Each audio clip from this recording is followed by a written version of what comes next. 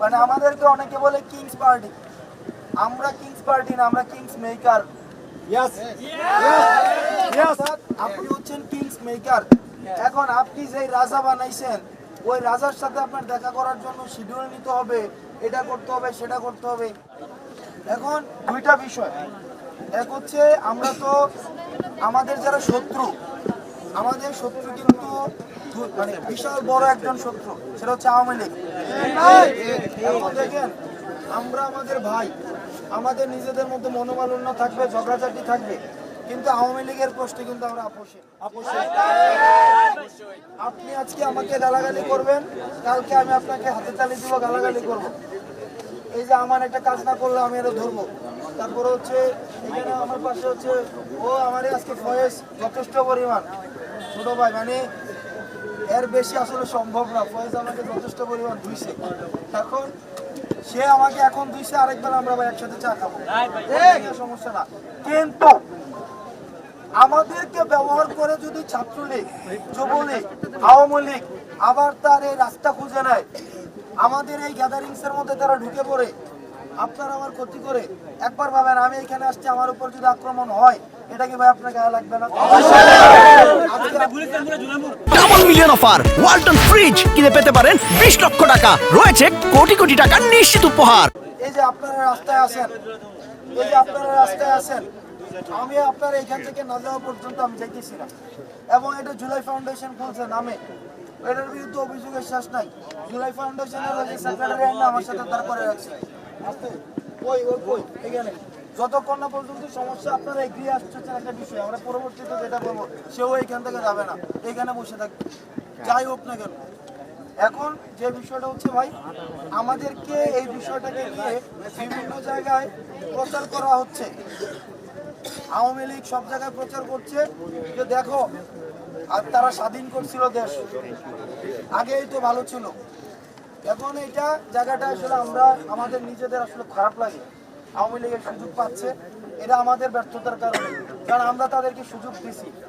এখন আপনারা আমাকে 4 জনের দাবি বলছেন, 4 জনের বিষয় কথা বলছেন যে আমাকে আপনারা দাবি বলবেন না, আপনারা একটাই দাবি আপাতত, সেটা হচ্ছে 4 জন উপদেষ্টা এখানে আসতে হবে। এটা হ্যাঁ এটাই ভাই, ভাই 4 জন উপদেষ্টা, ওনারা আপনার উপদেষ্টা বানাইছেন, তো ওনাদের সাথে আমি মনে করি না যে একদম শিডিউল মেনটেন করে দেখা করা এটা। আপনি কিন্তু মানে আমাদেরকে অনেকে বলে কিংস পার্টি। আমরা কিংস পার্টি না, আমরা কিংস মেকার।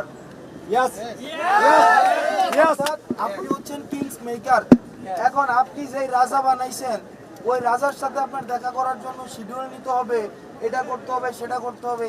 এগুলা ভাই, এগুলা এই আলাপ হচ্ছে ওই মানে ব্যুরোক্রেটিক আলাপ, আমরা ওই আলাপে যেতে চাই না।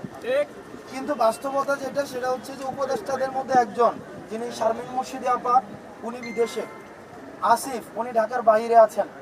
নাহিদ, উনিও হচ্ছেন, আমি যতটা জানি এখনো ঢাকায় এসে পৌঁছান নাই, ঢাকার বাইরেই আছেন। আর আমাদের যিনি আজকে, যার সাথে আমাদের আজকে একটা অনাকাঙ্ক্ষিত ঘটনা ঘটেছে, এবং এই যে শহীদ, এই বেচারা অনেক কষ্ট পাইছে, এবং এই বেচারা আসলে এটা খুবই দুঃখজনক, ওর গলার মধ্যে এখনো পর্যন্ত ইয়ে আছে শহীদের। এখন বিষয়টা যেটা, ওই ওনার ক্যান্সার, আমি একবার ওনাকে নিয়ে এক মন্তব্য করে বসছিলাম খাগড়াছড়িতে, যে উনি বিদেশে চিকিৎসা নিতে যাচ্ছেন, উনি যদি দেশে চিকিৎসা নিশ্চিত না করতে পারেন, একটা স্বাস্থ্য উপদেষ্টা, উনি যদি বিদেশে যায়, তাহলে আমি কোথায় চিকিৎসা নিব? টাকা চুরির জন্য যদি আমার গলায় জুতার মালা পরাইতে হয়, তাহলে আমার শালীর সাথে প্রতারণা করার জন্য তোর ফাঁসি হবে। দুলা ভাই, আপনার তো ঘর জামাই বইলা একটা পরিচয় আছে, আমার তো তাও নাই।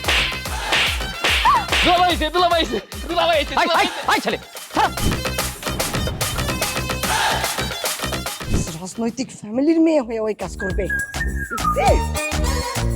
যারে পাবো আরে পিটাবো, রক্তের নেশায় ধরতে, রক্তের নেশায়, কাঁচা রক্তের নেশায় ধরতে। তোমার এই পলিটিক্স আমার বাম পকেটে থাকে। পাকুদের বউরে ঝামেলা পাকাই। এই বেটাই, আমি তখন বিয়ে করিনি। দুইটার আমি গুলি করে মারু। মাসুদরা কোনোদিন ভালো হয় না। আপনার পোশাক আশাক দেখে কিন্তু আপনার তালুকদার বংশের লোক মনে হয় না আব্বা, আপনার মনে হয় যে আপনি ফকির বংশের লোক।